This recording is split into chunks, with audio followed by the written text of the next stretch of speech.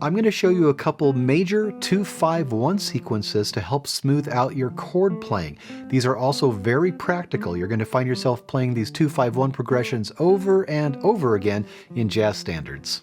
You're looking at a sequence of 3 2-5-1 progressions, one in C major, one in B flat, and one in A flat. We're going to play our minor 7 chords with the root on the 6th string, dominant 7 chords with the root on the 5th string, and major 7 and major 6 chords with the root on the 6th string. When I play through the sequence, I'm going to stick to these 3 shapes, but we have some other nice options here, so let's go over these chord choices. Minor 7s, that will be played with the 2nd finger on the root on the 6th string.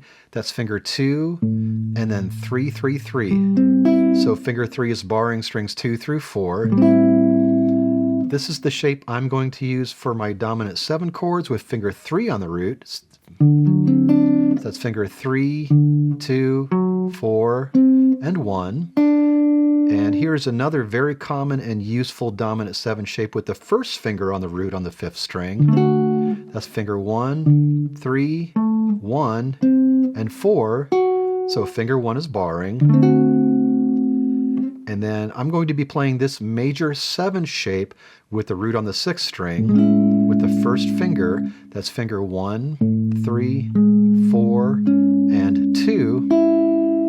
And if you prefer major 6 chords, this is a very nice one. Finger 2 on the root on the 6th string. Finger 2, 1, 4, and 3. Now let's take a look at the sequence. D minor 7, so place the root of that D minor 7 shape on the 6th string D, way up at the 10th fret. Moves to a G7, so whichever dominant 7 shape you prefer, place that root on the G on the 5th string. And then either C major 7 or C6. Again, I'm going to play C major 7s, but you could do C6s. Whichever shape you want, place the root on the 6th string C. That then turns into a C minor 7, so keep that same root. Just switch to the minor 7 shape instead. F7, whichever shape you prefer, place the root on the F on the 5th string. B flat major 7 or B flat 6, your choice, place the root on the B flat on the 6th string. That turns into a B flat minor 7, so keep that same root, switch to your minor 7 shape. E flat 7, your preferred dominant 7 shape, placing the root on the E flat on the 5th string. And then your choice of major type chords, major 7 or major 6, on the A flat, with your A flat as your root. And I just said I was going to do major 7s, I just did a major 6, so here would be my major 7. At first I recommend playing from one chord to the next. Don't worry about a strumming pattern or a fingerstyle pattern, just get used to the chord movement.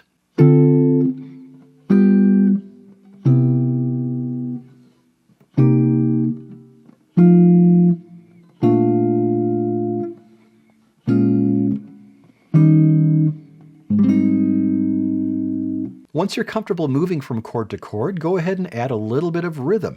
Any strumming pattern you want, any fingerstyle pattern you want, doesn't really matter. And if you're playing jazz standards, it's really hard to go wrong with just straight quarter notes. 2, 3, 4. 2, 3, 4.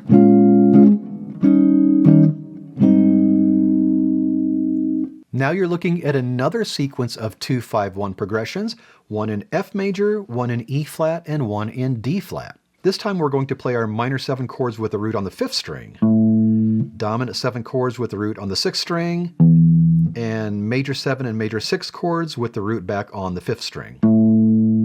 I'm going to stick with these 3 shapes when I play this sequence, but again we have some really nice options here, so let's go over all your chord choices. This is the shape I'll play for my minor 7 chords. Finger 3 on the root on the 5th string. So that's finger 3, 1, 4, and 1 again. So finger 1 is barring a little bit, strings 2 through 4. Here's another very useful and common minor 7 shape with the root on the 5th string, this time with your 1st finger playing the root.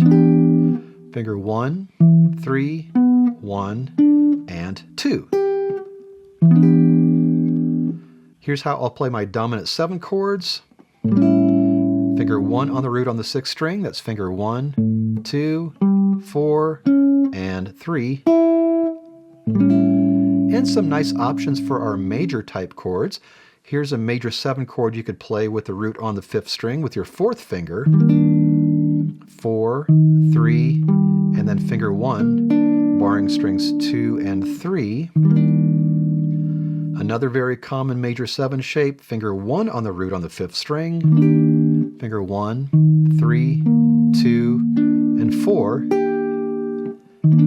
And I'm going to play major 6 chords in this sequence, and here's a shape you can use for that. Finger 4 on the root on the 5th string, that's finger 4, 2, 3, and 1. And now let's take a look at the sequence. G minor 7, so whichever minor 7 shape you want to use, place the root on the G on the 5th string, way up at the 10th fret. Moving to a C7, so place that dominant 7 shape root on the C on the 6th string. And then whichever of these major type shapes you want to play, major 7s or major 6s, place the root on the F on the 5th string.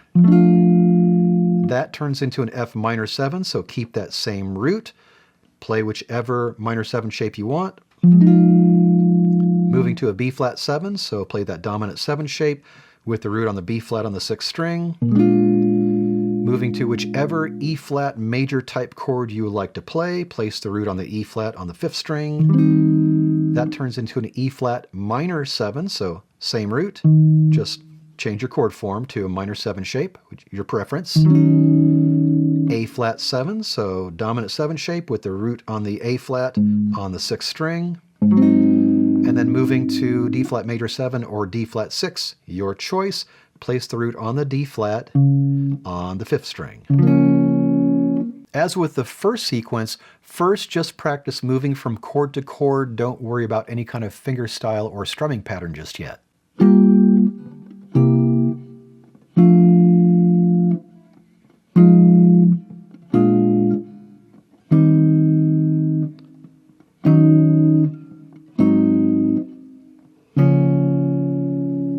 And then, as before, once you're comfortable moving from chord to chord, add a little bit of rhythm with either a strumming pattern or a fingerstyle pattern. Doesn't really matter. I'm going to go with those quarter notes again, which worked really well in jazz styles. 2, 3, 4. 2, 3, 4.